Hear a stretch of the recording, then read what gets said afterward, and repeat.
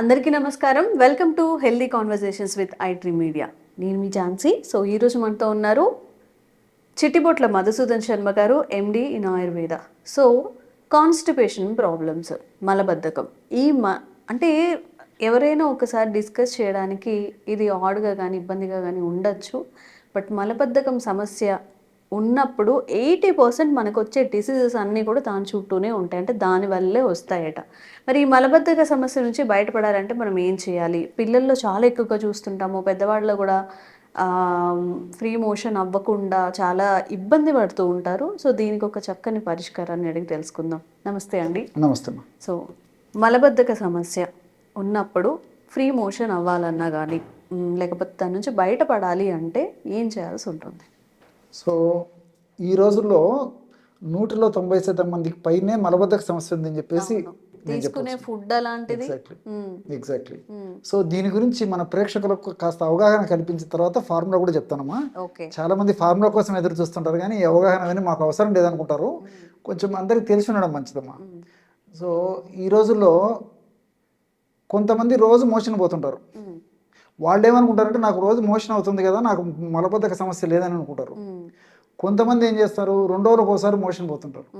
సరే నాకెందుకు వచ్చింది, ముందు నిన్న పోలేదు కదా, ఈ రోజు పోతాను కదా, నాకేం సమస్య లేదనుకుంటారు. మరికొంతమంది రోజు 2 సార్లు 3 సార్లు పోతుంటారు. సో మేము రోజు 2-3 సార్లు పోతున్నాం కదా, నాకేం మలబద్ధక సమస్య ఉంది, తిన్నదంతా మనం ఆహారం జీర్ణం అయిపోయి మిగిలిన వ్యర్థ పదార్థం అంతా బయటకు పోతుందని చెప్పేసి కూడా కొంతమంది అనుకుంటుంటారు. సో అసలు మలబద్ధక సమస్య ఉందా లేదా అని చెప్పేసి ఎవరికి వాళ్ళు తెలుసుకోవాలంటే ఒక బ్లైండ్గా కొన్ని నియమాలు చెప్తాను చూడమ్మా. సో మోషన్ సెన్సేషన్ వచ్చిన తర్వాత, శౌచాలయానికి వెళ్ళిన తర్వాత వితిన్ 2 minutesలో మోషన్ అయిపోవాలి. వాళ్ళకు మలబద్ధక సమస్య లేదు అని చెప్పేసి చెప్పుకోవచ్చు. అది నెంబర్ 1. నెంబర్ 2, రెండవ పాయింట్ వచ్చేసి మలం ఒకటే కాన్సిస్టెన్సీలో ఉండాలమ్మా. సో ఆ సెన్సేషన్ వచ్చి మోషన్ కూర్చున్నప్పుడు ఒకటే కాన్సిస్టెన్సీలో మలం రావాలి, ఒకటే పద్ధతిలో. అట్లా కాకుండా చాలామంది ఏం జరుగుతుందంటే స్టార్టింగ్లో కొంచెం గట్టిగా వచ్చేస్తుందమ్మా, కొంచెం గట్టిగా వచ్చేసి తర్వాత మళ్ళీ ఫ్రీగా వచ్చేస్తుంది. వాళ్ళు ఏమనుకుంటారంటే మాకు మలబద్ధక సమస్య లేదని చెప్పేసి అనుకుంటారమ్మా. అది చాలా చాలా తప్పమ్మా. సో ఒకటే కాన్సిస్టెన్సీ వచ్చినప్పుడే వాళ్ళకి మలబద్ధక సమస్య లేదని చెప్పుకోవచ్చు తప్ప, మొట్టమొదట కొంచెం గట్టిగా వచ్చేసి తర్వాత లూజ్గా వచ్చినప్పటికీ మలము లోపల స్టాక్ ఉన్నట్లే, అది వాళ్ళకు కూడా మలబద్ధక సమస్య ఉన్నట్లే.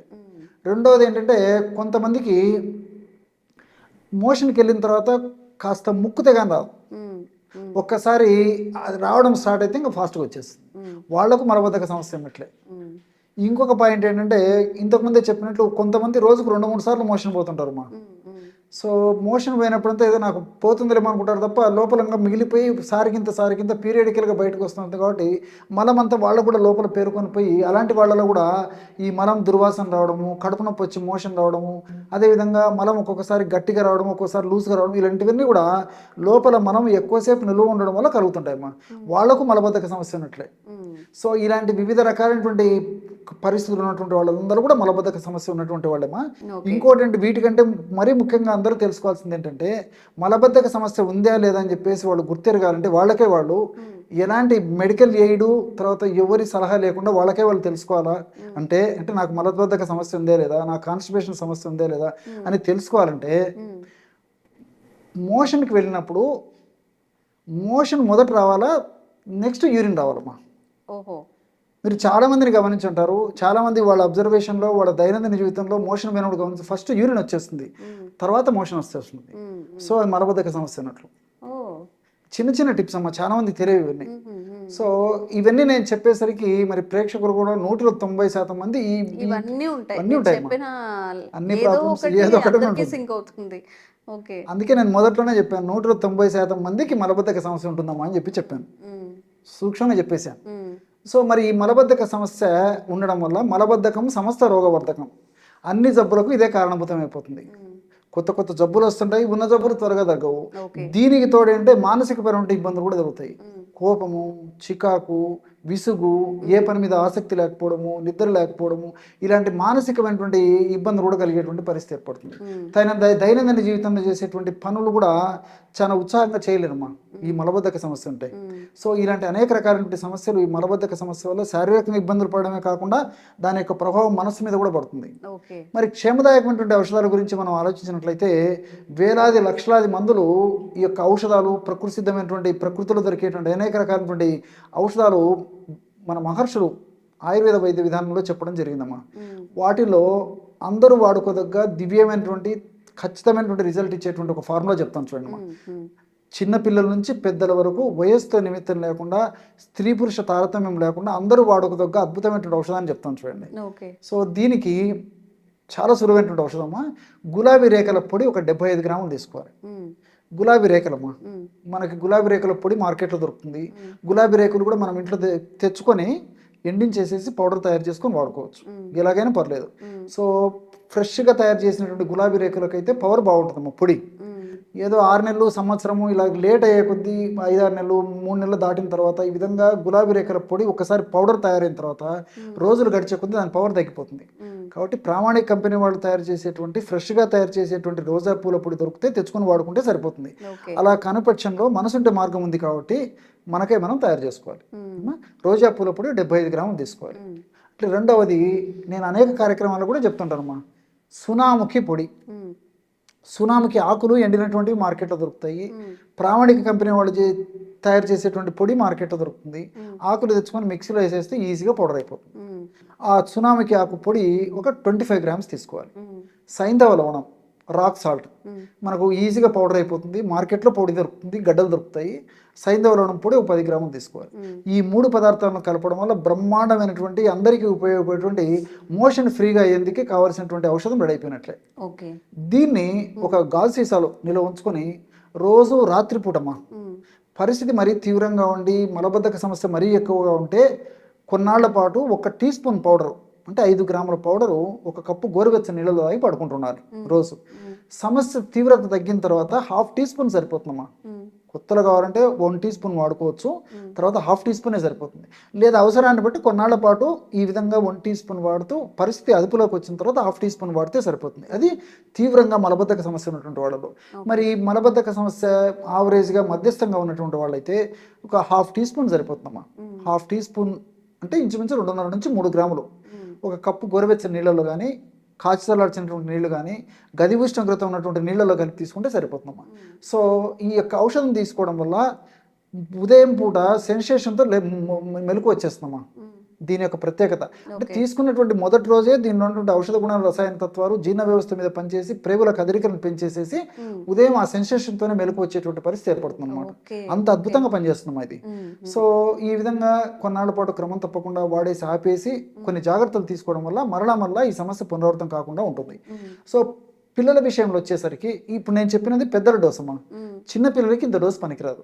సో చిన్నపిల్లలు మరీ చిన్నపిల్లలు అనుకోండమ్మా, 4 మాసాలు 5 మాసాల పిల్లలు ఉంటారు. వాళ్ళకు మరి తల్లిదండ్రులు వాళ్ళు పడేటువంటి బాధ వర్ణాతీతం. మరి పిల్లలు బాగా మోషన్ ఫ్రీగా అవుతుంటే వాళ్ళకు బాగా ఆకలి అవుతుంటుంది, పాలు తాగుతుంటారు. అదేవిధంగా మరి వయసు 6 నెలలు దాటిన తర్వాత అన్నప్రాసం చేసిన తర్వాత మంచి ఆహారం తీసుకోవడానికి అవకాశం ఏర్పడుతుంది, జీర్ణశక్తి మెరుగవుతుంది, పిల్లలు గ్రోత్ కూడా బాగుంటుందమ్మా.